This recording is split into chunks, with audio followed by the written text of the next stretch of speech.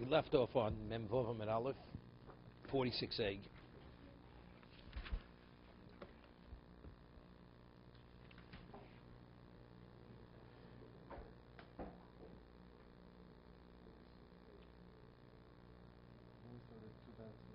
Yeah. Okay, we left off third line. Mem Vav and Aleph, 46a, third line. Itmar. Ktana sheniskacha shelo ladas avio. A Ketana who marries without a father's knowledge, without his endorsement. So we discussed this before. Is it a marriage? Is it not a marriage? Evidently, the whole discussion is according to the opinion that that there's a possibility the father may have been in agreement, and therefore it's a valid marriage. Omar Rav, so Rav says, Bein hi, bein ovi, chon lakiv. Then let's say after she agrees to the marriage, afterwards she backs out. Let's say the father is opposed to the marriage. So she could actually back out. We're speaking about a case like this. She enters into a marriage without a father's knowledge. So we said earlier that it's possible the father was in agreement, and then she changes her mind. Before the father becomes aware that she married herself off. We're talking about Kedushin. So we say that she has a right to back out. Normally we say if a girl doesn't have a father, she marries herself off. What's the halacha? It's a rabbinic marriage. And we have the principle of miyun. If she says, I had enough, I'm not interested in being with him, she can walk out. A father marries off his daughter, she needs a get. It's a Torah marriage. It's not a rabbinic marriage. Here she has a father, but she's being married, she marries herself off without a father's knowledge. So we said earlier that there's a possibility, a strong possibility, the father would have been in agreement. Therefore, she needs a get. If she wants to remarry, she needs a get. If the husband wants a divorcing, she needs a get. What happens if she herself, before the father becomes aware of it, she says, I'm not interested in remaining here. She could walk out on the marriage. Before the father becomes aware that she married herself off. How does this magic work? Discuss it in a moment. What about if the father is opposed to it? Also, Yochel Akiv. Either one. The father. That's understood. Ravas Yoma Ovia Velohi. Only she can, but only her father can, but not her. Meaning, she marries herself off. Discuss the rationale in a moment. She marries herself off without her father's knowledge, and then afterwards, she says, I'm not interested in remaining here. Later, the father says, I would have wanted this marriage to be. So according to Ravasi, the marriage remains intact. What's the discussion? We said earlier, why does a father want his daughter to be married? Because there's a principle of Tav L'Meis of Tandu L'Meis of Armola. Because the father wants his daughter to have a husband. It's not so simple. Because he prefers his daughter should have a mate. So although initially he wasn't aware when it took place, we're speaking the father wasn't present. The presumption is, or there's a strong presumption, that he'd be agreeable to it. But let's see if the girl herself would say, I'm not interested. It's only Tav L'Meis of Tandu, according to Rav, if the daughter is agreeable. But if the daughter changes her mind before he becomes aware, then the father is only agreeable if the daughter wants the husband. But if the daughter herself is not interested in being in that relationship, even the father is in agreement that the marriage should not be a marriage. So therefore, it's Bein hi, bein ovi, yichon la'akiv. Either she or her father could say, the father's understood. If he's opposed to the marriage, he's opposed to the marriage. Ravasi says, no, it's only Oviyah. Once she enters, because there's a possibility the father was in agreement when she married herself off, although now she wants to walk out, but if the father initially was in agreement, and we don't say the father is only in agreement if the daughter wants to continue. So if that's the case, she's there. So the only way she could leave that relationship, what does she need? She needs a get. That's the machlokas between Rav and Ravasi. Okay?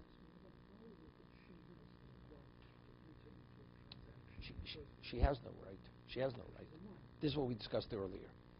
The question is, do we say, although the father is unaware of it, if he would have been aware, he would have endorsed this, he would have been agreeable. This we had before, therefore she needs a get in the miyun. If she leaves the marriage, she needs a get, because maybe the father would have been in agreement, right, to the marriage. So if he would be in agreement, if a father says to a third party, give my daughter the money and she'll be your wife. She's married on the Torah level. So maybe the daughter, the girl, although the father was unaware, when she entered into the marriage, if the father would have been aware of this, he would have been agreeable to this marriage. So if he would have been agreeable to the marriage, it's a Torah marriage. Right? But now the daughter herself says, before the father becomes aware, she says, I changed my mind. I'm not interested in remaining in this relationship. We're talking about Kedushin. So Rav says the daughter has that right. Why? Because if the father would have known that the daughter did not want to remain in the relationship, he would have been he wouldn't have agreed to such a son-in-law. She needs nothing. Well, saying I'm out is miyun. That's equivalent to miyun. That's miyun. She says I'm out of here. But even if it's strict, if she got married and the father later doesn't want to continue the relationship, there's no right to have her back out. So why is it? No, we said earlier, he definitely has the right. He has the right. The father who said earlier has the right. The father later reveals he never wanted to be in a relationship. Everybody agrees. This is what she married without his permission. This way she marries without his permission. If he marries and then changes his mind, of course, once she's married, she's married. So we assume that. Right. So we assume that because she's backing out, that's equivalent to the father saying, now that she doesn't want it, I don't want it. I would have never wanted this kind of relationship with my daughter. Ravasi argues. He says no, that it's possible the father would have wanted, that the father initially agreed, and if the father agreed, then she's married, even though she changes her mind. So the only way the marriage is not a marriage, the father later reveals that he never wanted this marriage.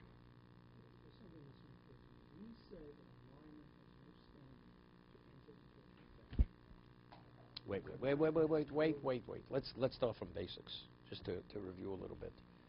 The Gemara in Yoteh says, if a man says to a third party, a father says, give my daughter an object worth minimally a pruta, and she'll be your wife. Okay?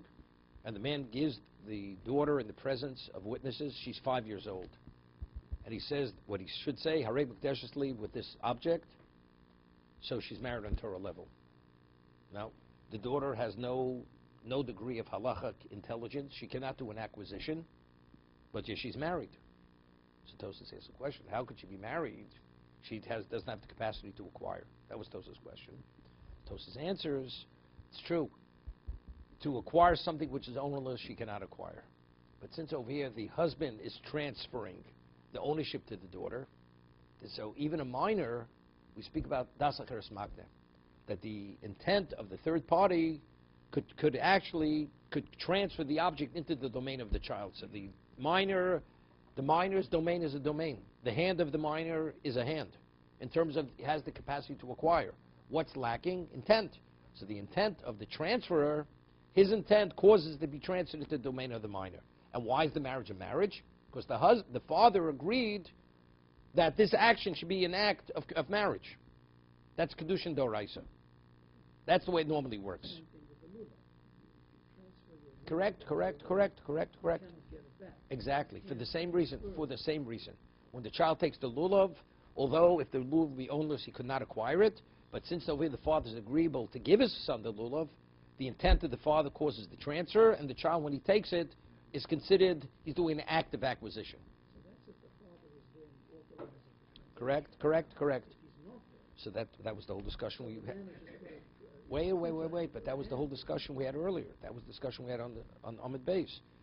The question is, the father not being aware, consciously aware of what's happening, if he would have been aware, would have he agreed to this?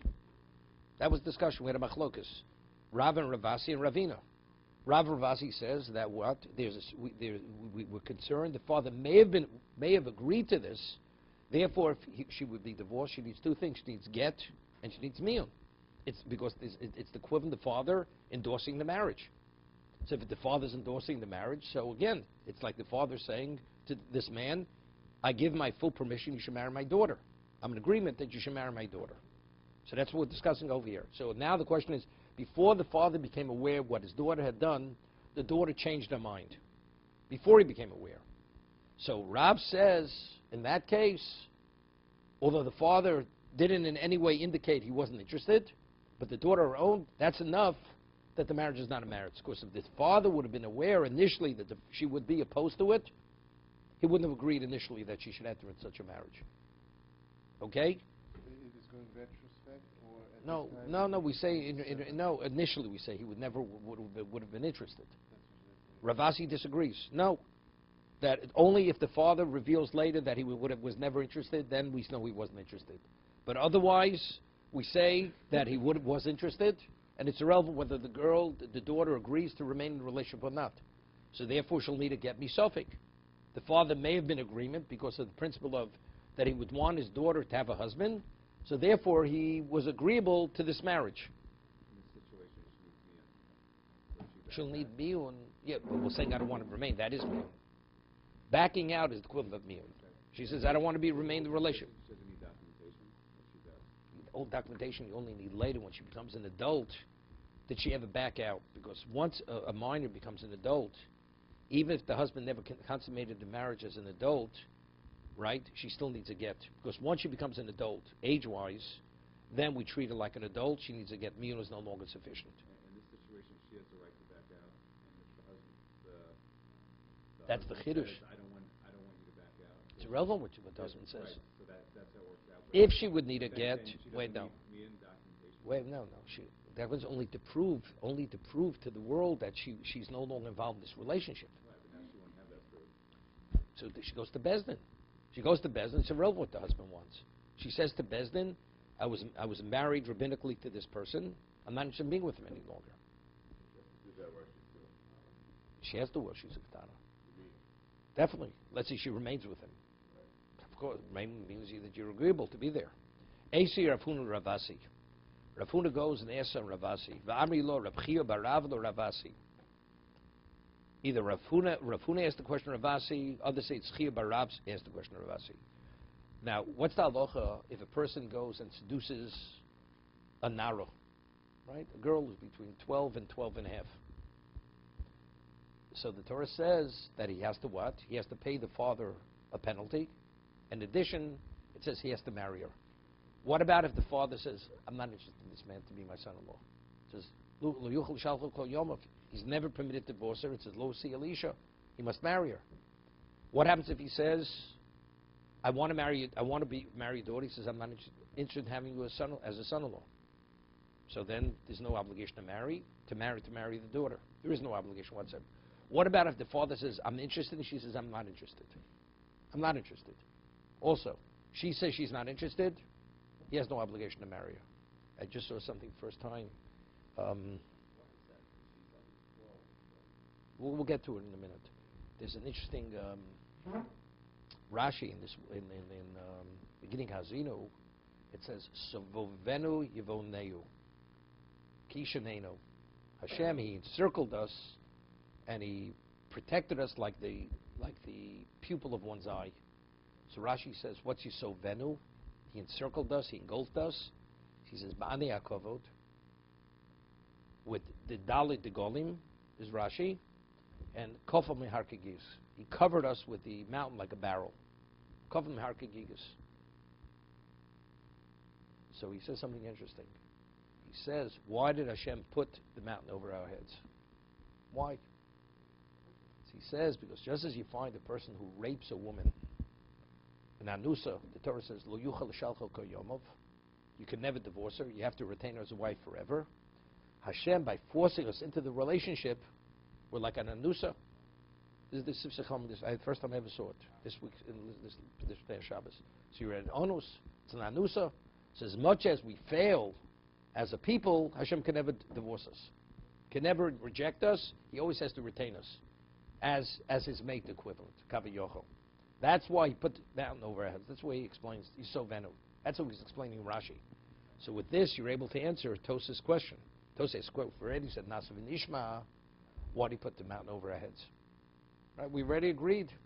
The answer is this was to guarantee that he can never release us. Even if he wants to release us, he's stuck with us. Why? Because initially he forced us into the relationship. That's the understanding. Take a look on that pasuk. So venu yivoneu. Different understanding. Yeah. Okay. Has relevance to this discussion here.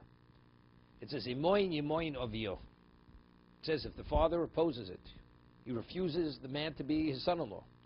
Eli elovio. Moin, it says in the Pasuk of Viha, her father refuses that this man should be his son-in-law after he seduces the daughter. What about if she refuses? She doesn't want to be in the relationship. I mean, if it would just be the father, it would be enough to say yimoin of you.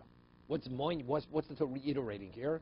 Evidently, it's not only the father. That even if she's opposed to it, what? The marriage is not a marriage. It's not a marriage. Well, wait 1 second. We'll discuss it in a moment. We'll discuss it. I mean, we're talking he seduced her. So maybe when he seduced her, they were madly in love. How did he seduce her? It's not the first relationship. Evidently, they knew one another, and he had relations with her. Maybe when he had relations with when he seduced her, it was for the sake of marriage. That's the way the Gemara understands it now. No, they were Adim. He did his own thing. Without the father. The father was not there. He seduced her for the sake of marriage. So the question is, but if he seduced her for the sake of marriage, if you say that she came back out, and the father wants the marriage, so it says so she should be married to him. So evidently, what do you see from here? You see like Rav, that is bein aviyah, that even if he seduces her for the sake of marriage, if she refuses to be in a relationship, we say the father is agreeable that if his daughter is not in a relationship, he's opposed to the relationship also. Amadu Rav, right? So this is the question they asked on Ravasi, because seemingly you see from the pasuk that the daughter she could back out. Amadu Rav lo seis lobosa ibcho. He says, don't accept this because it's something which is contrary to logic. Why? I mean, you're trying to refute Ravasi. Ravasi speaking of a case, a man marries a woman without the knowledge of the father and presence of witnesses. So the marriage was for the sake of marriage. Here, the Torah, who says the Torah is speaking about when he seduced her for the sake of marriage? Pito shlo l'shem mishus. Right? So where he goes and he says shlo l'shem mishus, Torah says she could refuse to be involved in the relationship. Smart ass says, Pito shlo l'shem mishus kraboy. Do I need a pasuk to tell me that if he seduces us not for the sake of marriage, that he doesn't have to remain with her? It's understood. Do I need a pasuk for this? No, because the pasuk says if factually no, it says the father could refuse and she could refuse. Either one. So the Gemara asks, he's asking. So the Gemara says, if it's not for the sake of marriage, what do we say? The father could refuse. Of course he can refuse, right? So evidently, what's the pasuk talking? That he seduced her for the sake of marriage, right? If it's not for the sake of marriage, do I need a pasuk say the father could be opposed to the marriage? The intent was never marriage. I don't need the pasuk to tell me yimoin yavio. It's understood. I don't need a pasuk to tell me that. No, but even for the father, you don't need. You don't need it. What do I? If the man just seduces his daughter, and the father is opposed to it, now he wants to marry. What, the father has no right to oppose it? The marriage, whether she's married or not, that's up to the father. Whether he wants to endorse the marriage, or whether he wants this man to be a son-in-law. He says, I'm not interested in being my son-in-law. Okay?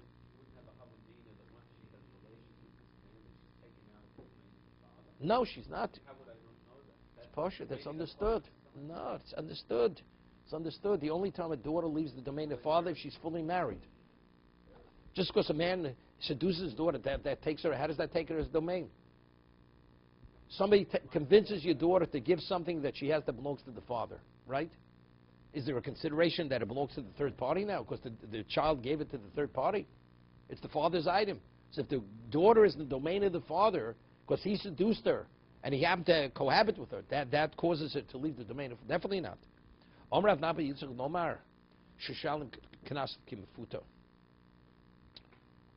Which means that he has to pay the penalty as a mefuto.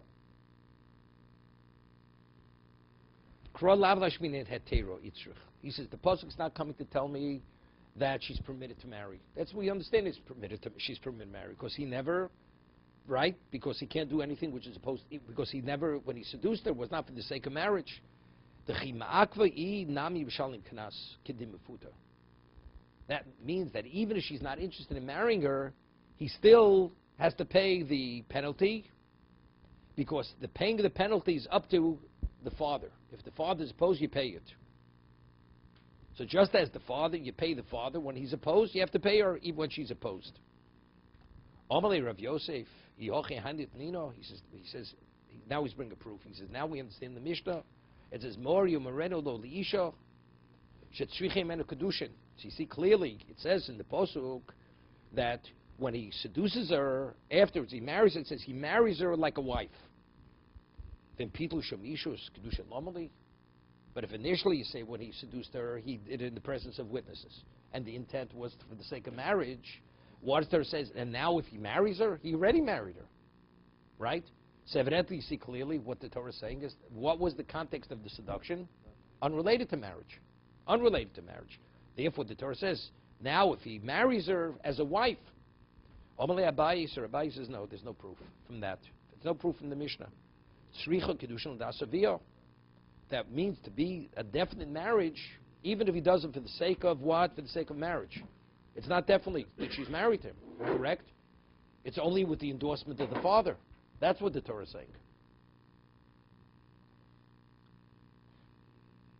Okay, we're going to start the next Mishnah.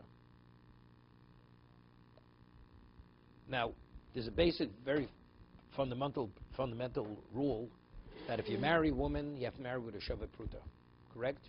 If it's Pochim Shavet Pruta, it's not even consideration, it's a marriage. If you remember, we had a discussion on Daf Gimel, if you want to marry a woman with Chalipin.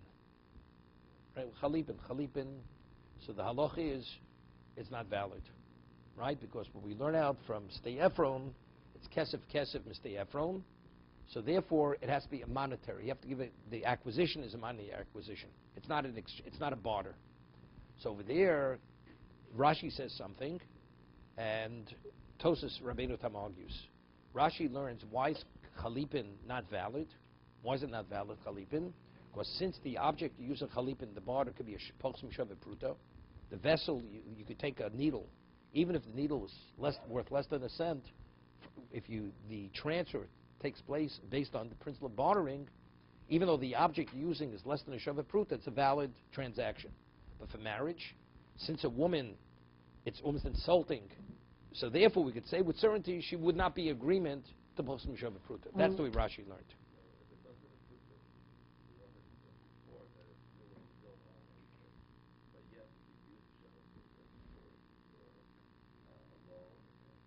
No, which means to be considered. No, if you own something, if it's Pochim Shavet Pruta, you own it. You own it. Okay. It is. If you steal, the halacha is the Gemara says, if you steal something Pochim Shavet Pruta, the reason why you don't have to return it is because we could say with certainty that the owner who was victimized was mochel. Person's mochel Pochim Shavet Pruta. You own it. But we're talking about in the principle of what's considered bona fide ownership, something of value being owned, right, to be acknowledged. Okay, so for Chalipin, it's good enough. So Tosas asks, because the Gemara says later that the daughters of a family called El Yoshiv, they were very wealthy, and they would not be in agreement to be married unless it was a takrova de dinari, a pail filled with gold coins. She means it depends on the person you're marrying. What about if a woman would be agreeable to take Pochim Shavet Pruta? She's not insulted. You're going to tell me she's not married? So therefore, Rabbeinu Tam rejects the whole approach, Rashi's approach. He says no, that the Torah, what we learned from Stei Ephron, from Avraham Avinu, only Kinyan Kesef is Koneh. So since we find by Chalipin that Chalipin is effective in Pochim Shavet Pruta, so when you give an object within the context of bartering, even if it's a Shavet Pruta, the Kinyan is not called the Kinyan Kesef. That's the reason why she's not married, because it's not a Kinyan Kesef. It's the mechanism. It's the mechanism, right? It's when you use it in bartering, it's not value for value. It's the object. You're bartering object for object.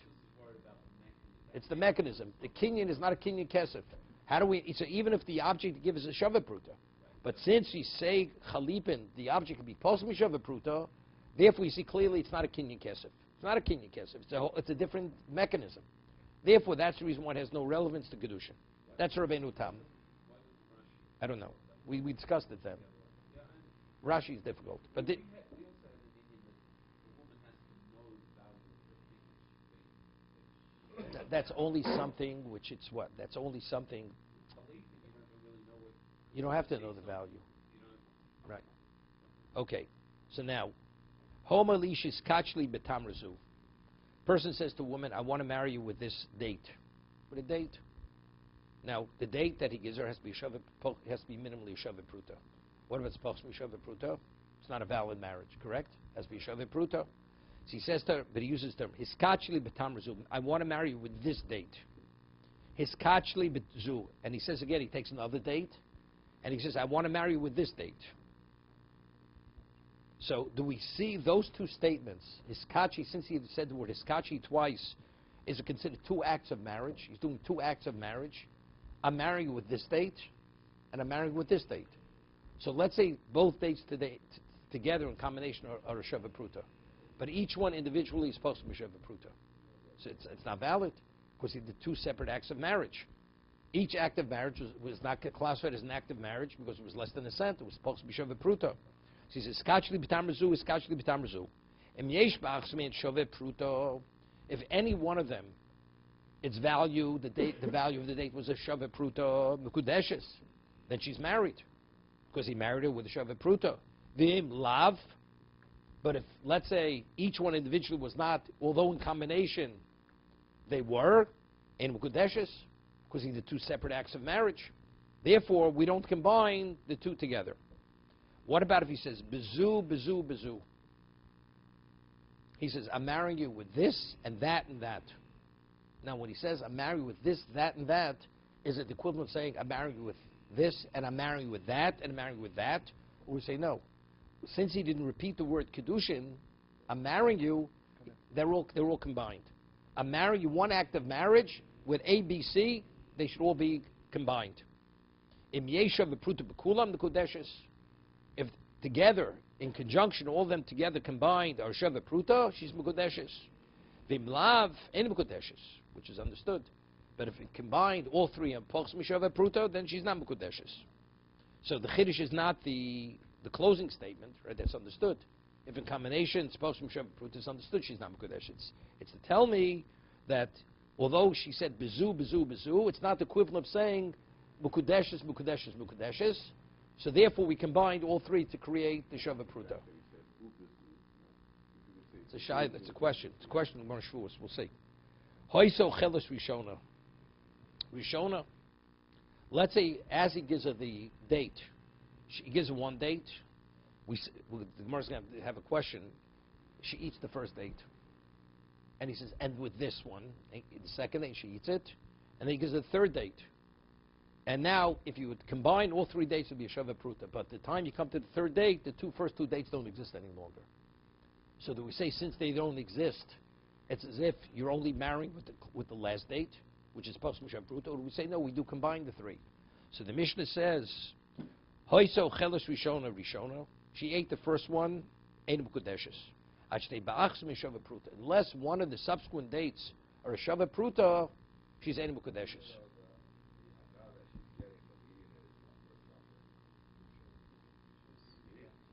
Discuss it. We'll discuss it in the Gemara.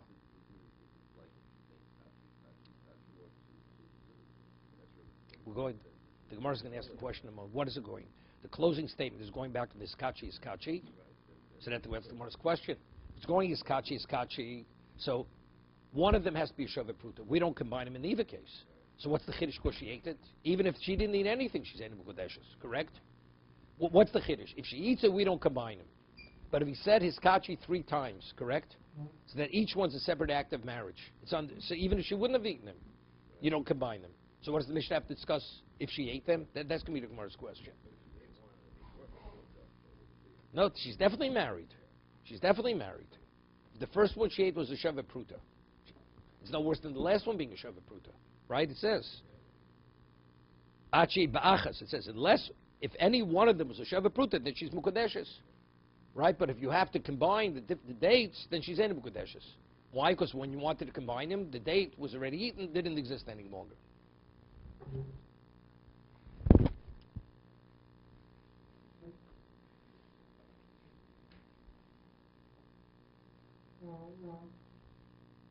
Okay? Do we know this from somewhere else? I mean, this is not the issues really don't know. It's not simple. Of course, it has this. The Gemara's going. We've had this before, but the Gemara's going to go over and mention it again. Man Tana is kachi. Who's the Tana of the Mishnah that the only time we look at as separate acts of kedushin that he had to mention the word hiskachi twice? The Gemara says that if a person is a shomi pikotin, person is a custodian, and the one who comes to him says, I gave you this object, and he takes an oath that it was never given, was never given to him to watch, and later it was revealed through witnesses that he had it in his possession. So the halacha is he has to bring a korban shvua. Since he took a false oath, right, he has to bring a korban shvua, he has to bring a korban. What happens? He gave him a number of objects. He says, I gave you A, B, C, and he says, I swear you didn't give me A, I swear you didn't give me B, I swear you didn't give me C. So it's understood. So how many korban shvuas does he have to bring? He has to bring 3 korbanos. He took 3 oaths. Of course, he said shvua 3 times, correct? What about if he said, I swear you didn't give me A, B, or C? Do we see that as one oath? Or since he said, well, we say, I swear you didn't give me A, that's one oath. B, the original word, I swear, goes on the second and the third. So although the word swearing was only said once, it's the equivalent of saying, I swear 3 times. And therefore, what level of kapor does he need? He has to bring 3 korbanos. It's a machlokas in the Mishnah in Shavuos. How many korbanos does he have to bring? It seems from the Mishnah that when don't we combine them? Only if he said the word hiskachi each time he gave her something. But if he would say bezu, bezu, bezu, although he said hiskachi, initially he says, I want to marry with A, B, C, we don't see them as separate acts of marriage, but we combine the 2. So we say it's as if he says hiskachi with the 3 combined. So therefore by shvua we say the same thing the Gemara says. If he says, I swear you didn't give me A, B, C, that means he's taking one oath on whatever you're requesting, and I'm denying that you have. So therefore he only has to bring one korban, not 3 korbanos. So the Gemara asks, Man tan is kachi. Who's the Tana of the Mishnah who says that the only time I look at it as separate acts of kedushin, only if he repeats the word, I want to marry you with A, I want to marry you with B? Omerab Reb Shimon, the Mishnah is going like Reb Shimon. Reb Shimon is the opinion in Shvuas that unless you mention Shvuah more than once, the liability is only 1 korban. The only time he has a multiple obligation to bring korbanos, only if he mentions the word shvuah multiple times regarding each one of the claims of the person to the shomer. Okay? Then the Mishnah continues. Bezu, bezu, bezu, yesh b'kul neshaveh pruta. Okay? Now, but it says if she had eaten one of them, then we don't combine the ones that are already eaten with the one that exists. Ahayo. So now the Gemara wants to know, that case is going on which case? The case of hiskachi, or is going back on the case of bezu, bezu, bezu? The Gemara asks, Ilay ma'areisho, is going on the first case. Mayu yocheles. Again, he gives her a date, it's less than a penny. Another date, less than a penny. And a third date, less than a penny. So it says, that's the first case. So it says in the Mishnah, Ein Mekudeshes. Of course, he said, hiskachi, correct? So then it says, if she should eat it, if she had eaten, that's why she's not married. What do you mean that? Because she ate it, she's not married. Even if the dates are intact, since he repeated the word hiskachi, each time he gave her something was a separate act of kedushin. So each act of kedushin was supposed to be shava pruta, since any of the action he had done has no value. So that's the first question. What's the Mishnah say the reason why she's not married? Because she had eaten the dates. Afil nachas nami. Hiskachi li bezu komar. Since he repeated the word hiskachi multiple times, each time he mentioned the word hiskachi, it's a separate act of kedushin. Ella, so what must we say? Ella seifa. It's going on to conclusion. Vafilu kamaiso. Right? It's going on that. And we're saying, what's the chiddush? Afilu bekamaiso. Vo milvi. So the Gemara says, so what are we saying?